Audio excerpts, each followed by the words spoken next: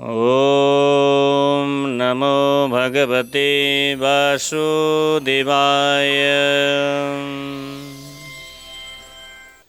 संस्कार नेपाल युट्युब च्यानललाई निहालेर बस्नुभएका सम्पूर्ण भक्त सज्जन महानुभावहरूप्रति ओमको नमन टक्र्याउँदछु। स्वीकारी बक्सिएला।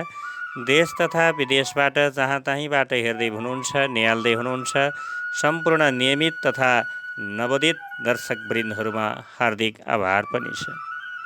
यहाँहरू आफ्नै निवासमा बसेर यति महानतम श्रीमद् भागवत महापुराणको अमृतमय गङ्गामा स्नान मार्दै हुनुहुन्छ, डुबुल्की मार्दै हुनुहुन्छ। स्नान गर्दै यस अमृत धारा श्रीमद् भागवत महापुराणको रहस्यात्मक कथाहरू सबै कुराहरूलाई यहाँहरू समक्ष सरल ढङ्गबाट बुझाउने प्रयत्न गर्दै उपस्थित हुने क्रममा म आज 9औं दिन अर्थात् 9औं अध्याय लिएर उपस्थित भइसकेको छु। यहाँहरूलाई मनमा के कस्ता खालका कुराहरू लाग्छन्, मनमा लागेका प्रतिक्रियाहरू पनि यहाँहरूले कमेन्ट बक्समा दिन सक्नुहुन्छ। यहाँहरू यति बेला कोरोनाले प्रभावित भएको, जुन विश्व नै एउटा महामारीबाट प्रभावित भइराखेको अवस्था छ, आफ्नो काममा, घरमा, विदेशमा, कहाँ कुन अवस्थामा हुनुहुन्छ, जहाँ जुन अवस्थामा भए पनि यहाँलाई भगवानको कृपा रहिराखोस्, हामी भगवानसँग वन्दना गर्दछौँ। आउनुहोस् आज 9औं अध्यायमा के कस्ता कथाहरूका प्रसङ्ग रहेका छन् यो विषयमा चर्चा गरौँ। विशेष हामीले हिजो 8औं अध्यायमा युधिष्ठिर महाराजले आफन्तहरूको पीडाबाट, आफन्तहरूबाट बिछोडिनु परेको एउटा शरीर भनेको कसरी व्याख्या गर्नुभएको छ, स्यालकुत्ताको आहारा भन्नुभएको छ। यो मलै मलको भकारी, यत्तिकै गाडी दिएमा माटो हुन्छ, पोली दिएमा खरानी हुन्छ, यसै फालिदिएमा स्यालकुत्ताको भिष्टा हुन्छ, स्यालकुत्ताले खान्छ। यस्तो शरीरको लागि हामीले कतिसँग अप्रिय वचन बोल्यौँ होला, कतिसँग झै झगडा गऱ्यौँ होला, कतिको मन रुवायौँ होला। हामीले पनि यसबाट धेरै कुराहरू बुझ्नुपर्ने हुन्छ। कतिन्जेल बसिन्छ र यो संसारमा, संसारको धनी बिल गेट्स पनि संसार छोडेरै जाने हो, रोडमा भएको भिखारी पनि संसार छोडेरै जाने हो, राजा होस् या भिखारी एक दिन मर्नै पर्छ, यो संसार छोड्नै पर्छ। यो संसारमा पाहुना जस्तो हामीहरू कतिन्जेल बस्ने हो त्यो पनि थाहा छैन। यहाँ बसिन्जेलको लागि एउटा नाटकीय भूमिका जस्तो कतिको बाउ, कतिको छोरो, कतिको श्रीमान, कतिके विभिन्न नातागोताको जालोमा हामीहरू बेरिएका छौँ। अनि यही शरीरको लागि, खुसीको लागि भनेर, आत्मसन्तुष्टिको लागि भनेर सम्पत्ति कमाउने बहानामा हामीले धेरैलाई रुवाइराखेका हुन्छौँ, धेरैलाई ठगिराखेका हुन्छौँ, धेरैलाई गाली गर्ने, पिट्ने, झगडा विभिन्न कुराहरू हुन्छ। यस्ता विषयमा हामीले बुझ्नुपर्ने कुरा। राजा युधिष्ठिरले यही विषयलाई भन्नुभएको छ, मैले यो संसारमा कतिन्जेल बस्नु थियो र मैले अक्षौणी लाखौँ करोडौँ सेनाहरू नाश गरिदिएँ। बालक ब्राह्मण सरिँदै आफ्ना मित्रहरू, काका, भाइ, गुरुजनसँग द्रोह गर्ने मानिस म गतिलो होइन क्या हो भनेर युधिष्ठिरले चिन्ता गर्नुभएको छ, ग्लानी गर्नुभएको छ।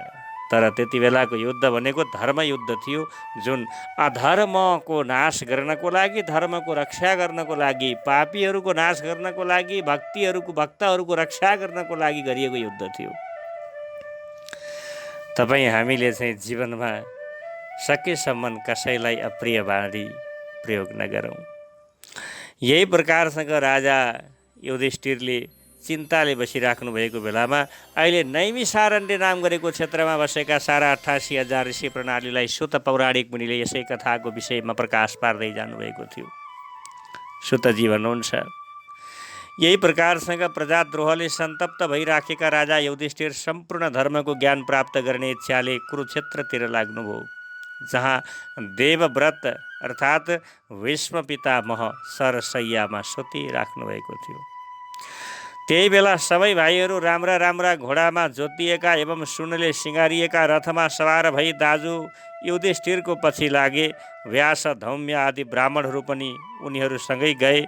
हे सौनकजी, अर्जुनसँग श्रीकृष्ण पनि एउटा रथमा चढेर सँगै जानुभयो। सबै भाइको बीचमा राजा युधिष्ठिरको यक्ष मण्डलीमा कुबेरको जस्तो शोभायमान देखिराखेको थियो। स्वर्गबाट झरेका भीष्म पितामहलाई पृथ्वीमा आफ्ना अनुचर र श्रीकृष्णको साथमा पाण्डवहरूले उनलाई प्रणाम गरे। हे साधु श्रेष्ठ शौनकजी, त्यस बेला भरत श्रेष्ठ भीष्म पितामहलाई हेर्न भनी त्यहाँ सबै ब्रह्मर्षि, देवर्षि एवं राजर्षिहरू सारा सबैको सवारी भएको थियो। पर्वत मुनि नारदजी, महर्षि धौम्य, भगवान, त्यस्तै व्यास, बृहदस्व, भारद्वाज, शिष्यहरूको साथमा परशुरामजी, वशिष्ठ, इन्द्रप्रमद, त्रित, गृत, समद, असित, कक्षीवान, गौतम, अत्रि, विश्वामित्र, सुदर्शन तथा अरू पनि सुखदेव आदि शुद्ध हृदय भएका महात्माहरूको एवं शिष्यहरूको साथमा कश्यप, अङ्गिरा इत्यादि सारा सबै ऋषि मण्डलीहरू मुनिहरूको सवारी भयो। त्यहाँ यसैमा सबै महाभाग ऋषिहरूलाई आएको देखेदाखेरिमा देशकालको विभाग जान्ने, धर्मको मर्म बुझ्ने वसु श्रेष्ठ भीष्म पितामहले उनीहरूको यथा योग्य सत्कार गर्नुभयो। सरसैयामा शरीर बाँडै लागेको छ, बाँडको बिस्तारामा पल्टिराखेको शरीर, टाउको पनि त्यहीँ झोकिराखेको छ। त्यस्तो व्यक्तिले कसरी सम्मान गर्थे? अन्तर्हृदयबाट भावनाको सम्मान गर्नुभयो। यही प्रकारबाट जब श्रीकृष्णको प्रभाव बुझेका भीष्म पितामहले आफ्नो अन्तस्करणमा रहनुभएको लीलाले मनुष्यको रूप धारण गरेर त्यहाँ बसिराख्नुभएका जगदीश्वर भगवानको श्रीकृष्णको पूजा गरे। बडो विनय तरिकाबाट एवं प्रेमपूर्वक आफूनिर बसेका पाण्डु पुत्रहरूलाई भीष्म पितामहले आँखाभरि प्रेमको आँसु बगाउँदै भन्नुभयो, ब्राह्मण धर्म एवं भगवान अच्युतको आश्रय रहने, जुन यस्तो आश्रयमा रहने धर्मका छोरा तिमीहरूले जीवनमा यत्तिको दुःख भोग्नु बडो कष्ट एवं अन्यायको कुरो हो। महारथी पाण्डुको समयमा तिमीहरू सबै बालकै हुनाले पुत्रवती बुहारी कुन्तीले पनि तिमीहरूको निम्ति बारम्बार अनेक कष्ट भोगेकी थिइन्। जसरी बादल वायुको वशमा रहन्छ, त्यसै गरी लोकपाल सहितको यो सम्पूर्ण संसार कालरूप भगवानको अधीनमा छ। तिमीहरूको जीवनमा यस्ता अप्रिय घटना हुनु पनि मेरो विचारमा त भगवानकै लीला हो जस्तो लाग्छ। नत्र जहाँ साक्षात धर्मका छोरा युधिष्ठिर राजा छन्, जहाँ गदाधारी भीमसेन छन्, त्यस्तै अस्त्र विद्यामा निपुण भएका अर्जुन उनका सहायक छन्, जहाँ गाण्डीव धनु छ अनि जहाँ श्रीकृष्ण मित्र हुनुहुन्छ, त्यहाँ कुनै किसिमको विपत्तिको सम्भावना त नहुनु पर्ने हो। हे राजन, यी कालरूप श्रीकृष्णले कुन बेला के गर्न खोजेको हो सो कुरा कसैले पनि थाहा पाउन सक्दैन। ठुला ठुला ज्ञानी समेत यो कुरा जान्ने इच्छा गर्दछन्, तर गर्दा गर्दै यसैमा मोहित हुन्छन्। तसर्थ हे युधिष्ठिर, संसारका सुख दुःख आदि गरिएका सबै घटना ईश्वरको इच्छाको अधीनमा हुन्छ। यही कुरा सम्झेर ईश्वर इच्छाको अनुसरण गर्दै यी अनाथ प्रजाको पालन गर, किनकि अब तिमी नै यी प्रजाका स्वामी एवं यिनको पालन गर्नमा समर्थ छौ। यी श्रीकृष्ण भगवान सबैका आदि कारण र साक्षात परम पुरुष नारायण हुनुहुन्छ। आफ्नो मायाले संसार मोहित पारेर यिनी अहिले यदुवंशीहरूमा गुण भावले लीला गरिराखेका छन्। हे युधिष्ठिर, यिनको अत्यन्त गुण एवं रहस्यमय प्रभावलाई भगवान शङ्कर, देवर्षि नारद र स्वयं भगवान कपिलले पनि बुझेका छन्। जसलाई तिमीले आफ्नो मामाको छोरा, प्रिय मित्र एवं सर्वश्रेष्ठ सहृदय सम्झेका छौ र जसलाई तिमीले प्रेमले गर्दा आफ्नो मन्त्री, दूत र सारथीसम्म बनाउन पनि सङ्कोच गरेनौ, उनी त स्वयं परमात्मा हुन्। यो काम मेरो छ वा छैन, यस प्रकारको विषम बुद्धि मानिसमा मात्र हुन्छ, तर सर्वात्म समदर्शी अद्वितीय अहङ्कार रहित एवं निष्पाप निर्मल यी परमात्मामा योग्य अयोग्य कार्यले गर्दा कुनै प्रकारका विषम बुद्धि कहिल्यै पनि हुँदैन। हे युधिष्ठिर, यस प्रकारसँग सर्वत्र सम भए तापनि आफ्नो प्रेमी भक्तमाथि यिनको कत्तिको कृपा रहेछ हेर न। यसैले गर्दा अहिले मैले प्राण त्याग गर्न लागेको बेलामा यी भगवान श्रीकृष्णले मलाई साक्षात दर्शन दिनुभएको छ। भागवत पारायण योगी पुरुष भक्तिभावले यिनमा मनलाई मन लगाई एवं बाणीले यिनको नामको कीर्तन गर्दै शरीरको त्याग गर्दछन्। कामना तथा कर्म बन्धनबाट छुटकारा पाउँछन् अर्थात् मुक्त हुन्छन्। आफ्नो प्रसन्न हाँसो र रक्त कमल समानको अरुण नेत्रले शोभित मुख भएका यिनै देवदेव भगवान मैले यस शरीरको त्याग नगरेसम्म चतुर्भुज रूपले मेरो ध्यान मार्गमा रहिराखुन्। सुतजीले भन्नुहुन्छ, सौनक आदि गरिएका सारा ऋषि प्रणालीहरूलाई सम्झाउँदै भन्नुहुन्छ, युधिष्ठिरले उनको यो कुरा सुनिसके पछाडि सरसैयामा सुतिराखेका भीष्म पितामहसित ऋषिहरूको अगाडि भिन्न प्रकारको धर्मको सम्बन्धमा अनेक प्रश्न सोध्नुभयो। त्यसपछि हे मुनि, तत्त्व जानेका भीष्म पितामहले वर्ण तथा आश्रम अनुसारको मानिसको स्वाभाविक धर्म, वैराग्य तथा रागले गर्दा भिन्न भिन्न रूपले बताइएका निवृत्ति र प्रवृत्ति रूपमा द्वितीय धर्म, दान धर्म, राजधर्म, मोक्ष धर्म, स्त्री धर्म, भगवत धर्म यी सबैको वेग्ला वेग्लै संक्षेप तथा विस्तार रूपले वर्णन गर्नुभयो। साथै धर्म, अर्थ, काम, मोक्ष यी चारैवटा पुरुषार्थ र यिनलाई प्राप्त गर्नको लागि साधनहरूका समेत अनेक उपाख्यान र इतिहास सुनाएर वेग्ला वेग्लै तरिकाबाट संक्षेप तथा विस्तार रूपले वर्णन गर्नुभयो। यस प्रकारसँग धर्मको चर्चा गर्दा गर्दैमा इच्छामरण भएका भगवत पारायण जुन योगीजनले चाह गर्ने उत्तरायणको समय पनि आइपुग्यो। यस समयमा युद्धमा हजारौं रथीहरूको रक्षा गर्ने भीष्म पितामहले मौन धारण गरी आफ्ना अगाडि उभिराख्नु भएको पीत वस्त्रले शोभायमान भइरहनुभएका चतुर्भुज स्वरूप आदि पुरुष श्रीकृष्ण भगवानमा अपलक तरिकाबाट आँखा लगाएर सबैतिरबाट हटाइएको मन स्थिर गरिदिनुभयो। आँखा नजिम्काइकन भगवानको दर्शन गर्दै भगवानलाई हेर्दै हेर्दै त्यसैमा स्थिर रहनुभयो।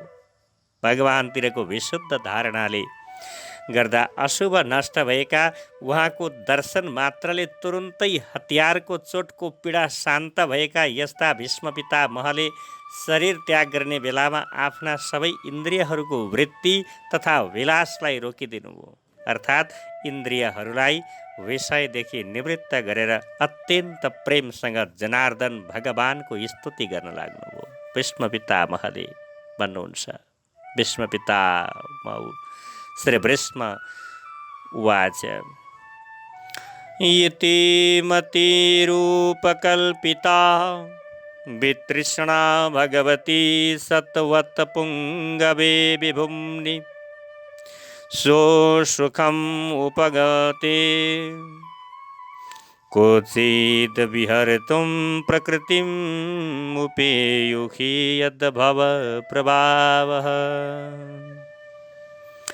कसो भन्नुभयो त भन्दाखेरिमा जीवनको यस अन्तिम बेलामा विभिन्न प्रकारका साधनहरूको अनुष्ठान गर्नाले कामना रहित भइरहेको मेरो बुद्धि यदुवंश शिरोमणि सर्वव्यापक भगवानमा समर्पण गर्दछु। उहाँ सदा सर्वदा आफ्नो आनन्दमय स्वरूपमा स्थित रहनु भए तापनि कहिलेकाहीँ लीला गर्ने इच्छाले मायालाई स्वीकार गर्नुहुन्छ, जुन मायाद्वारा यो सृष्टि परम्परा अर्थात् संसार चल्दछ। तिनै लोकमा सबैभन्दा राम्रा तामलको रुख जस्तो श्याम वर्ण भएका, प्रातकालीन सूर्यको किरण जस्तो सुनौला रङको पीताम्बर धारण गरेका र जसको मुख कमलमा घुङ्गरिएको बाल अलगहरू लर्किरहेका छन् जस्तो यस्तो सुन्दर रूप धारण गर्ने अर्जुनका सखा श्रीकृष्णमा मेरो हेतुरहित निष्काम भक्ति प्रीति रहिरहोस्। जसको मुखमा युद्धमा घोडाहरूको खुरको धुलोले खैरो भइरहेको छ, यताउति छरिएका अलगले तथा पसिनाको थोपाले शोभायमान भइरहेको थियो र जसको छाला मेरा तिखा तिखा बाणद्वारा घोचिन लागेको थियो, यस्ता सुन्दर कवच धारण गर्ने श्रीकृष्णमा मेरो मन रमण भइराखोस्। आफ्ना सखाको वचन सुन्दा तत्कालै पाण्डव र कौरवको सेनाको बीचमा आफ्नो रथ ल्याएर त्यहाँ खडा भइकन आफ्नो काल दृष्टिले कौरवपट्टिका सैनिकहरूको आयु क्षीण गराउने यस्ता अर्जुनका सखा श्रीकृष्ण भगवानमा मेरो परम प्रीति होस्। टाढा उभिरहेको कौरव सेनाको अग्रभागमा मलाई तथा द्रोण आदिलाई देख्दा दोष अथवा पाप सम्झेर आफ्ना बन्धुवर्गको वध गर्न विमुख भएका अर्जुनलाई जसले गीताको रूप आत्मविद्याको उपदेश गरी म नै यिनीहरूलाई मार्नेवाला हुँ भन्ने उनको अज्ञान नाश गरिदिनु भएको थियो, उनै परम पुरुष श्रीकृष्णको चरणमा मेरो भक्ति रहिरहोस्। म युद्धमा शास्त्र ग्रहण गर्ने छैन भन्ने आफ्नो प्रतिज्ञा त्यागेर म भोलि श्रीकृष्णलाई शस्त्र ग्रहण गराइ छाड्नेछु भन्ने मेरो प्रतिज्ञालाई पूर्ण गर्न अर्जुनको रथमा बसिरहनु भएको जुन श्रीकृष्णले हतपत रथबाट उर्ली रथको पाङ्ग्रा लिएर हात्तीलाई मार्न सिंह दौडिए झैँ मतिर यस्तो वेगले धावा गर्नुभएको थियो कि पृथ्वी समेत थरर काम्न लागिन् र उहाँको काँधको पछ्यौरा समेत खसेको थियो। यस्ता मुकुन्द भगवान मेरो आराधना सुन्नुहोस्, मेरो आधार बन्नुहोस्, मलाई रक्षा गर्नुहोस्। म आततायीका तीखा तीखा बाणको प्रहारले जसको कवच छिया छिया भएर सम्पूर्ण शरीर रगतले मुछिन गएको थियो र मलाई मार्न अर्जुनले रोक्दा रोक्दै पनि जो बलपूर्वक मतिर दुगुर्दै आउनुभएको थियो, उनै भक्त वत्सल मुकुन्द भगवान मेरो आधार होइ बक्सियोस्। एउटा हातमा चाबुक र अर्कोमा घोडाको रास लिनुभएको उहाँको यो सारथी रूप अत्यन्त शोभायमान थियो, जुन रूपको दर्शन पाउनाले युद्धमा यी प्राण त्याग गर्ने वीरहरूले सारूप्य मोक्ष पाएथे। उनै अर्जुनको रथको रक्षा गर्ने श्रीकृष्ण भगवानमा प्राण त्याग गर्न लागेको मेरो प्रीति होस्। भगवानको सुन्दर चाल रासादी लीलाहरूमा विलास मनोहर